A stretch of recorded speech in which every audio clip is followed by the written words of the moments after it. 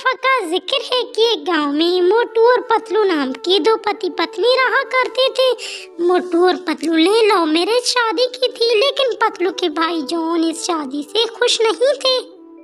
पतलू तो मेरी इकलौती ही बहन थी। मैंने उसे बड़े लाड प्यार से पाला है और मैं उसे इस गरीब लड़के के साथ जिंदगी गुजारने नहीं दूंगा।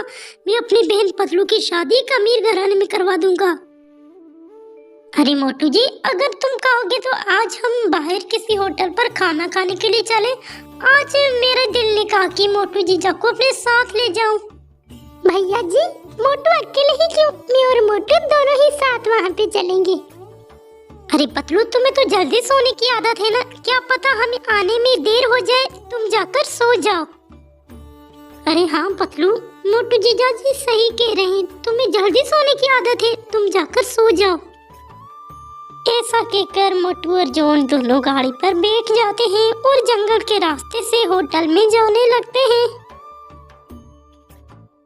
जॉन जानबूझकर उस कार को एक खाई के पास ले आता है और फटाफट कार से उतर जाता है। मोटू को इस बारे में पता ही नहीं होता और मोटू कार के साथ साथ नीचे गिर जाता है।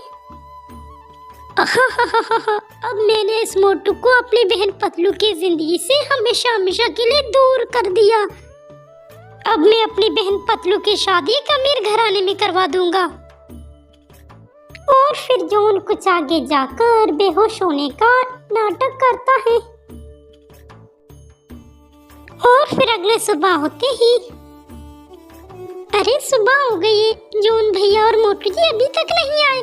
मोटू जी ने कहा था कि हमें आने में देर हो जाएगी, लेकिन मोटू जी ने ऐसा तो नहीं कहा था कि हम कल सुबह आ जाएंगे। पतलू ये सब बातें कर ही रही थी, तभी वहाँ पे पतलू का भाई जॉन आ जाता है। अरे पतलू, मुझे अभी होश आ गया है। रात में और मोटू जंगल के रास्ते से होटल पर जा रहे थे।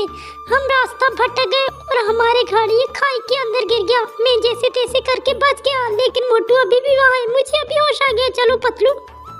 जॉन और पतलू जैसे ही वहाँ पहुँचते तो क्या देखते हैं, मोटू बेहोश है और मोटू के सर से खून बह रहा है। यहाँ तक कि मोटू का एक टांग भी जला हुआ था। मोटू जी, तुम्हें कुछ नहीं होगा, मैं तुझे अभी हॉस्पिटल लेके जाती हूँ।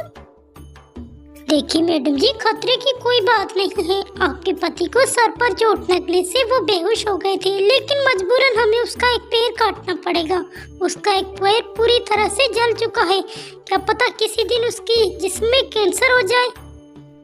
जो भी हो जाए डॉक्टर साहब, लेकिन मेरे पति मोटू को बचा लीजिए। और फिर इसी तरह से कुछ दिन गुजर जाते हैं। अब मोटू भी बिल्कुल ठीक हो चुका था। पतलू, मैं तुमसे एक बात कहना चाहता हूँ। मुझे पता है कि तुम मेरी बात पर यकीन नहीं करोगे। कहिए ना मोटू जी, क्या बात है? पतलू, जॉन कार को जानबूझकर एक बड़े से खाई के पास लेकर आ गया और उसने कार से नीचे छलांग लगा दिया। जॉन को पता था कि सामने एक खाई है, मुझे नहीं पता था और मैं गाड़ी के साथ साथ नीचे गिर गया। जॉन भैया, इसका मतलब तुमने उस दिन झूठ बोला था। तुमने बोला था कि हमारा एक्सीडेंट हो गया। एक्सीडेंट तो मोटू का ही हो गया। तुमने तो गाड़ी से नीचे छलांग लगाया था ना? अरे पतलू, ये मोटू जो भी कह रहा है ना, सही कह रहा है। मैं इस मोटू से तंग आ गया था। ये गरीब था और मेरा दिल ये बर्दाश्त नहीं कर सकता था कि मेरी बहन पतलू, जिसको मैंने इतने लाड प्यार से पाला है, वो एक गरीब के साथ रह रही है।